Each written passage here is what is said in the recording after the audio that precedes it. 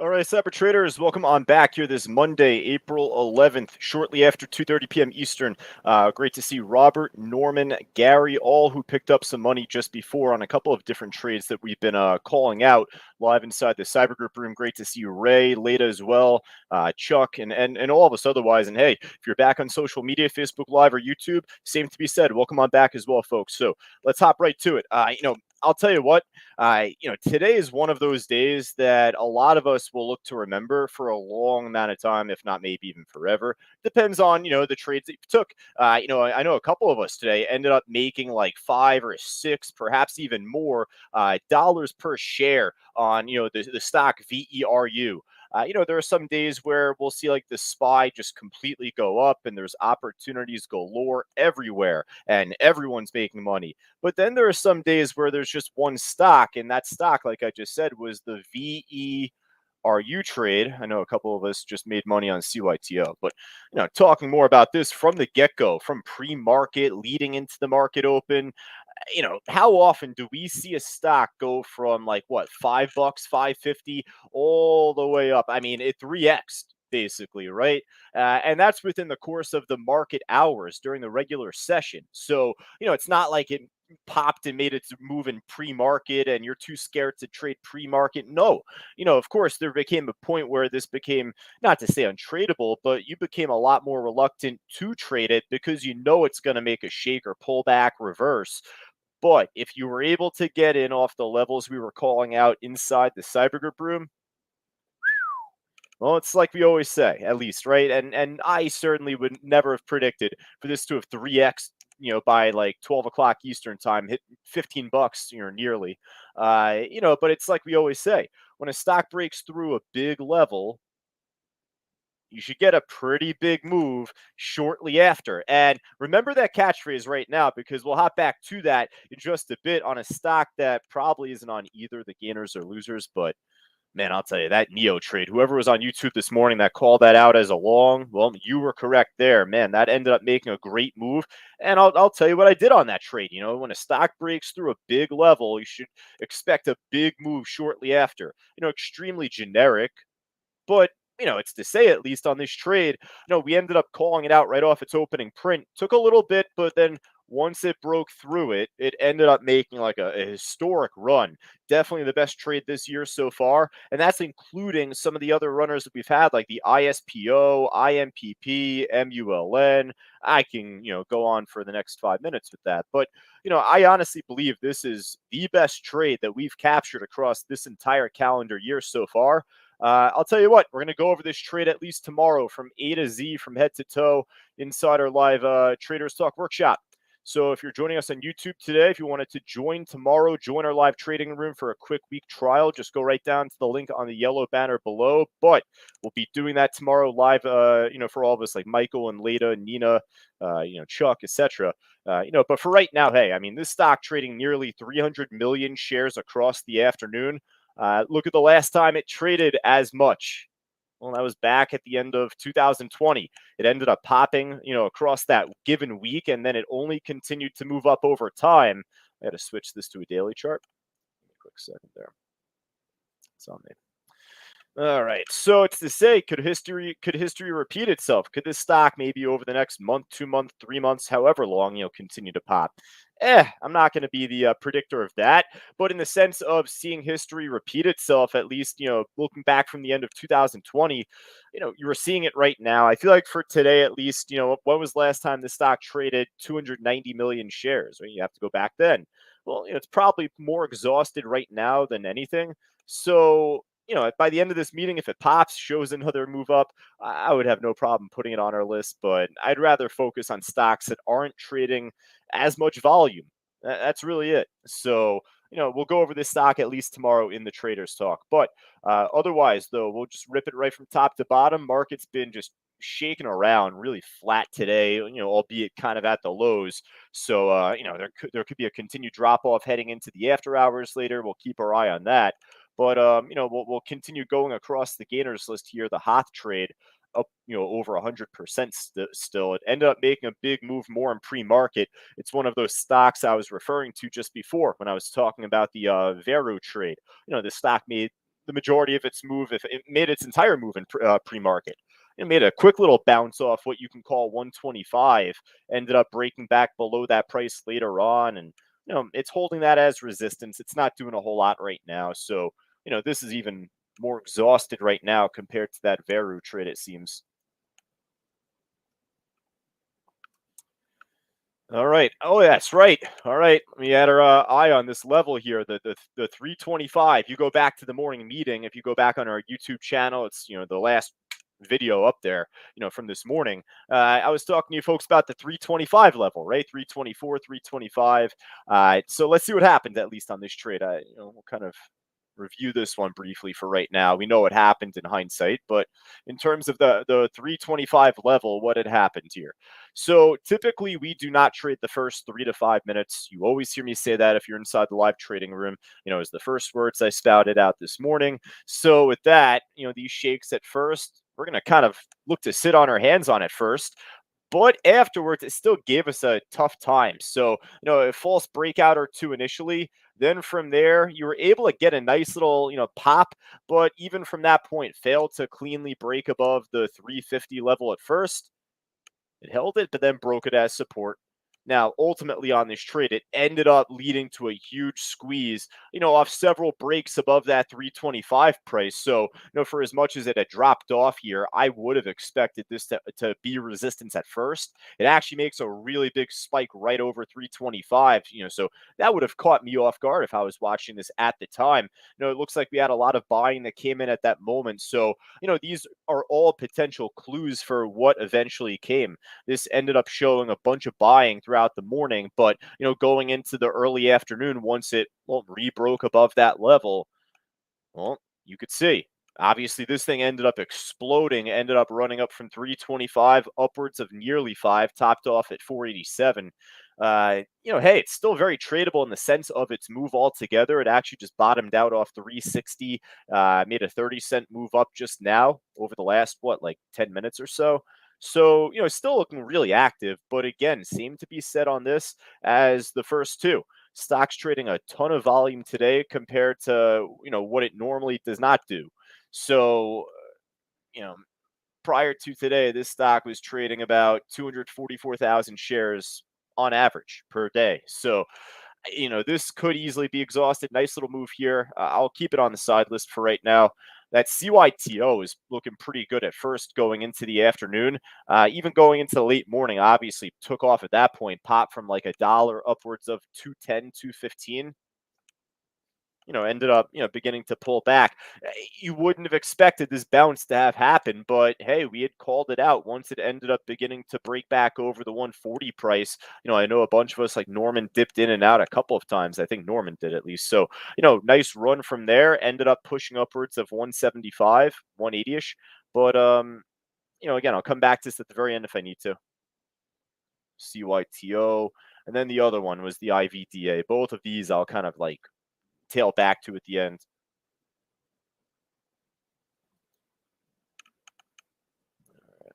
Lira, little pop and drop type of play right now. My first time looking at this here. Yeah, I don't like the drop off, that's for sure. So easier for me to skip over this. I'm not even going to put it on the side, just kind of skip over it. VNet, listen, it's trading decent volume right now at this point in the afternoon, right? About 11, 12,000 shares a minute. And it is shortable. So if it ends up crapping out the other way, continues to break a bit lower, that could be an interesting, play. I don't know. I'm not too particular about it otherwise, though. Let's see if there's anything looking better just generally on the way up. CTRM trying to eke up right now. It's just got a bunch of liquidity for it to break over. It's only trading 10,000 shares a minute, and look at all of the big orders on the ask. So, asking yourself if it's worth it, opportunity cost. Even right now, it looks like it's trying to eke up, but not fully sold on that CTRM. I'll write it down at least, come back to it at the very end. All right, let me keep it going. You know what? Let me just expand these right now, or at least this one here. The Billy trade from earlier, very choppy move up and down. Could have been a good long or short if you were able to catch it at the right level, but right now, not a whole lot happening there. Givo, familiar name. Nice pop after the market opened up this morning. So again, pop and drop. It ended up bottoming out roughly off that 450, a little bit above, but um, a little slow right now. I don't know. It's not really worth it here with just about 75 minutes to go here before the close. GFAI, garbage. Alrighty, folks. Let's hop on over to the losers list. If there's anything else that I'm missing, type it in the chat boards. Definitely let me know. Help me out. Do a little Bitcoin review at the end. How about that? I ended up making mention to all of us live inside the trading room earlier of an entry I just took. So I will talk to you about that in a bit. BCYC, though, to begin on top of the loser side, it's dropping off right now, but it's exactly what I predicted. It's a paper thin order book. Right now, it's just on like a 10, 15 cent spread at times, just nothing really here on level 3. So, not really worth it to me. And everything else really, hard to borrow. Can't really get shares to short all this stuff here otherwise. AT&T made a nice little bounce after the market opened up. Looks kind of flat, but that's for how much it dropped off going into the pre-market. Nice move up after the market opened up, right? 1880, a little choppy around that 19 level, that's for sure. But steady trend as it built up towards just about 1975, 1977.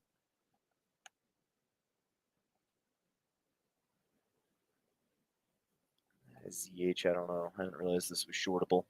That's flat. All right, folks, I think that's all you got so far from me. I'm definitely going to go across the board, across the trading room, across Facebook Live, YouTube, and anything else I got on my scanners, my Benzinga Pro. There's got to be more that's, on the loser side, because you look at number 50, IMPP, or IMT, it's down 9.9%. There's got to be some things that are down or at the lows dropping off here, folks. So, let me know. Norman, he says KTRA halted. Ooh, it's a cheapie.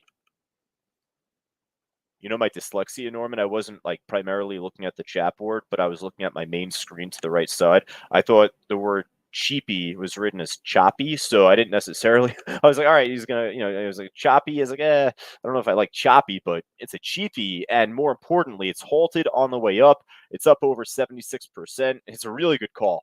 Hey, normally we don't have our eyes on the cheapy stocks like this, but on occasions like this where it's halted, I know it's already made a big move already, so how much more could it continue to push up? That's the question you got to ask yourself, right? That's why we ended up missing a lot of opportunity, or at least most of us, on the Veru trade, because that ended up moving up so much. You wonder, when's it going to begin to pull back? You become more afraid of that, and therefore you don't really look to take the trade.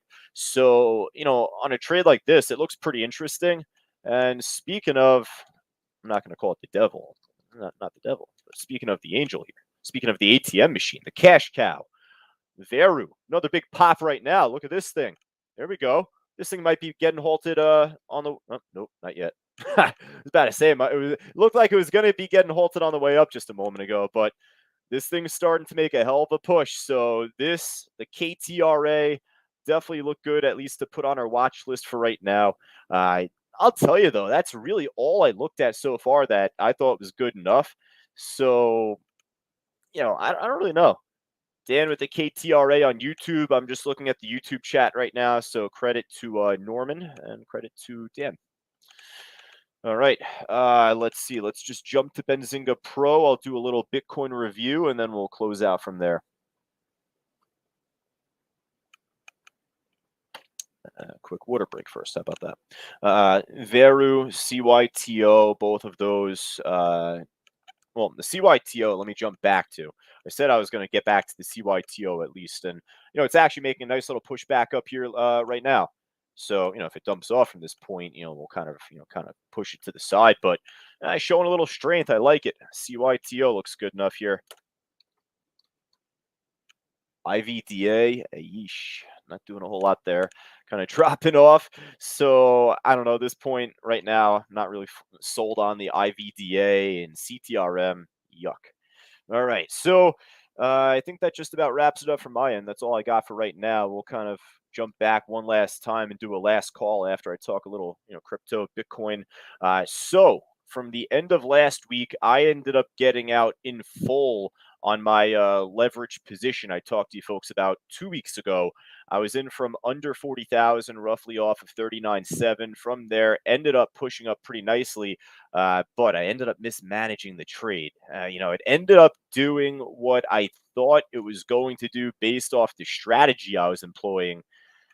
Two things though. However, the strategy I was employing, I ended up, getting different numbers, and it ended up topping off technically lower compared to where I thought it would. I told you I was looking for Bitcoin to top off around 49 to 50,000, and with that, it ended up topping off just a bit under or just a bit above 48.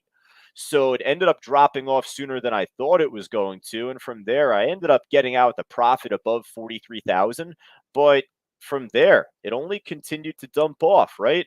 I'm going to show you two separate charts coming up here because I feel like it's been a while since I've done a more extended review regarding Bitcoin. This right here is what we call level 4 for crypto trading light.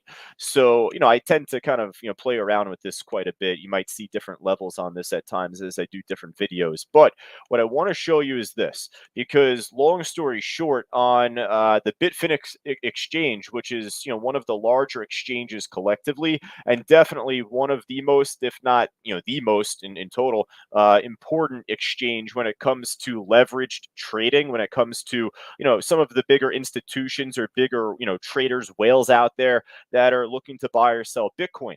So with this, here's what I want to show you. This is a 1 hour chart. Let me zoom in a little bit more here, and then we'll go. All right, so you could see the red and green lines. The red and green lines, the solid ones at least, represent key iceberg levels that were out there across the bid and the ask over the last, several months, right? Over the last, 4 or 5 months, let's just say. And I could have went even further with some lines that are stretched out even from here that are still showing technically on the Bitfinex exchange. I'll even go full force right now and show you at least everything that I have, right? I mean, you have some bids that are still currently out there from under 35,000, from under 38,000. I'm not going to focus on those price levels as much just yet, and I'll explain why in just a bit. But here are some levels to focus on because not only do these lines represent iceberg levels, but they represent the times in which they were placed out there. So for reference, we ended up seeing a large order on the bid pop up right at this time back on March 22nd. This was shortly above 40,000, 40,500. Well, what was the ensuing move? Well, it flew. Well, on top of that, we ended up seeing big liquidity get posted on the ask at a couple of different price levels. And this was, even dating back to last year, 2021. That was roughly here off of 47,000 and change, or just under 48. Well, look what held as resistance, and look what also popped up right at this point. I marked these levels out just to kind of show you where these orders were exactly placed. Makes it a lot easier, honestly, compared to showing it to you like I had set up, right? That looks pretty confusing. So I just wanted to kind of mark the levels out as such. But it's to say, though, well, these levels are damn strong.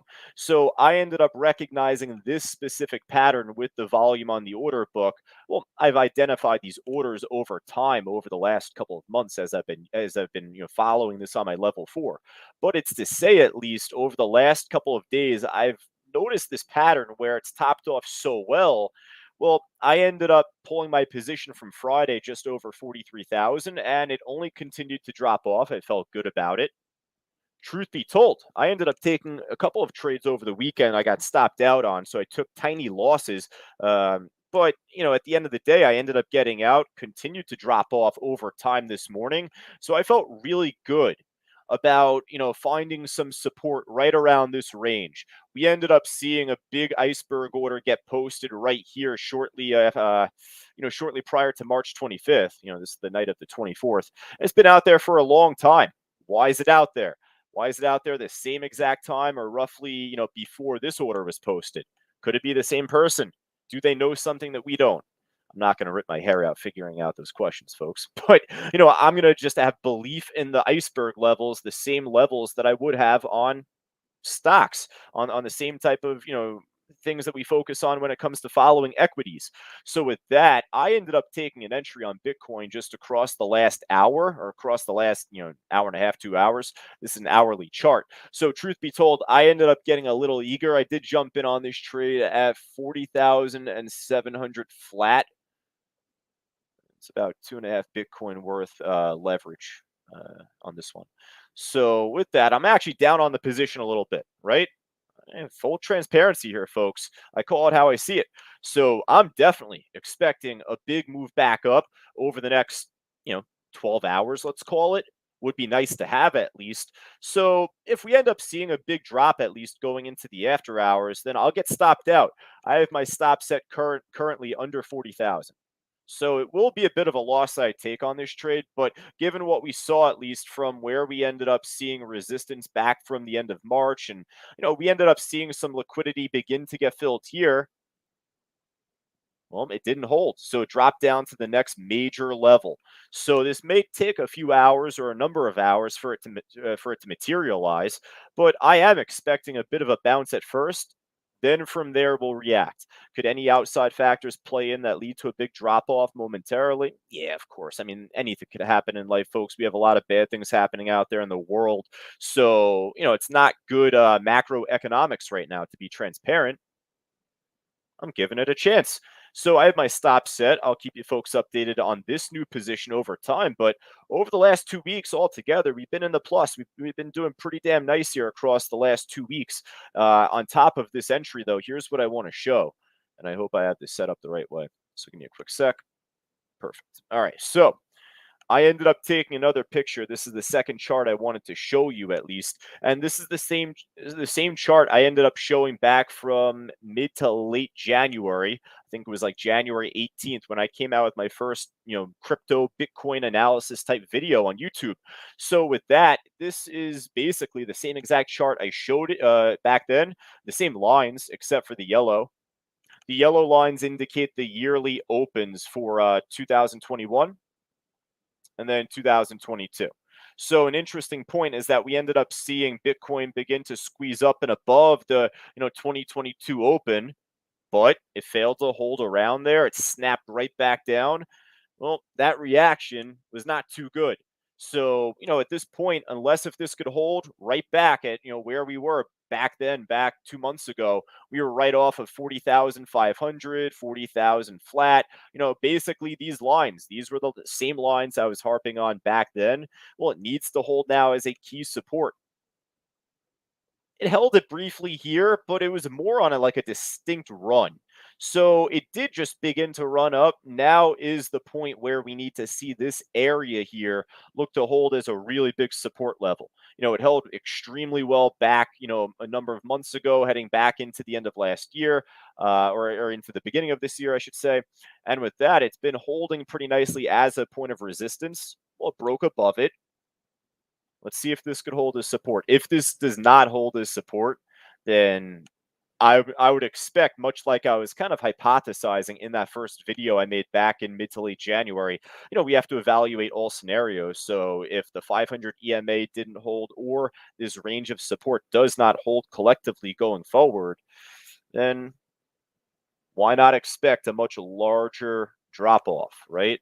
A lot of recession talk out there too. Just like I said, bad macroeconomics altogether out there. So if this does not hold, we are not looking good whatsoever on Bitcoin. That's for sure. I would look to try and save up, add up, and look to buy once it begins to pull back a lot further.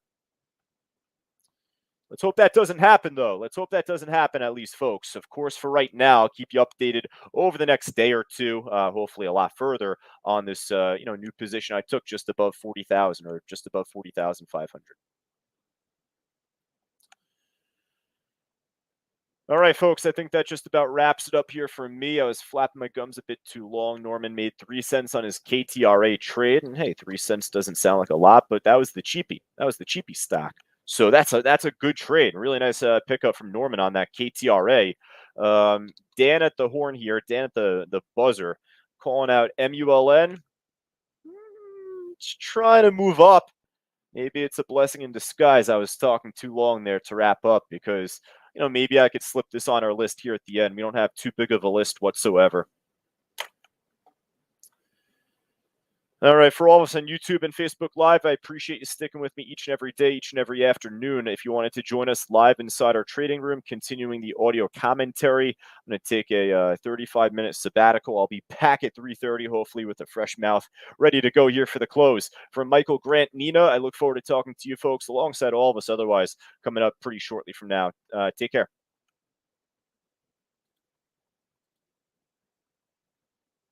Become a Cyber Group member today. Just click the link below and receive all these amazing products and a world of knowledge for just $9. Do it today.